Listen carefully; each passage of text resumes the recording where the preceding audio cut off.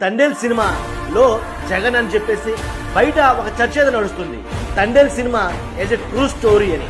ఇవాళ ఇదే నియోజకవర్గంలో మత్స్యకార సోదరులు ఆ కుటుంబ సభ్యులు నా దగ్గరకు వచ్చారు. పనులు దొరక్క వలసపోతా ఉన్న పరిస్థితులు. గుజరాత్ దాకా వెళ్లి అక్కడ బోట్లలో 10,000 కోసం 8,000 కోసం పనిచేస్తా ఉంటే వీళ్ళకి తెలియక బోట్లు పాకిస్తాన్ సరిహద్దుల్లోకి పోయిందని పాకిస్తాన్ నేవీ వాళ్ళు వచ్చి అరెస్ట్ చేస్తే ఈ రాష్ట్ర ప్రభుత్వం కనీసం పట్టించుకుందా అని అడుగుతా ఉన్నాను ఈ మత్స్యకార సోదరుల గురించి.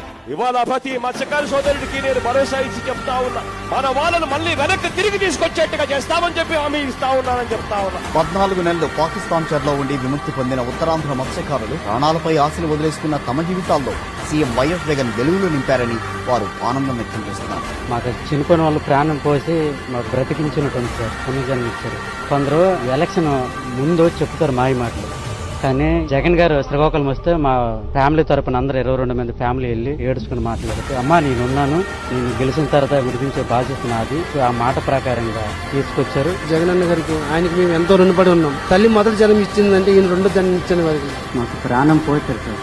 మా జగనన్న మాకు పునర్జన్మ ఇచ్చే ఒక దేవుడు. అతడి మేము రుణపడి ఉన్నాం. ఏ పువ్వుతో పూజించాలి ఆ దేవుడిని అనిపిస్తుంది. ఒక్కో మత్స్యకారుడి కుటుంబానికి 5 లక్షల ఆర్థిక సాయం అందించారు సీఎం జగన్.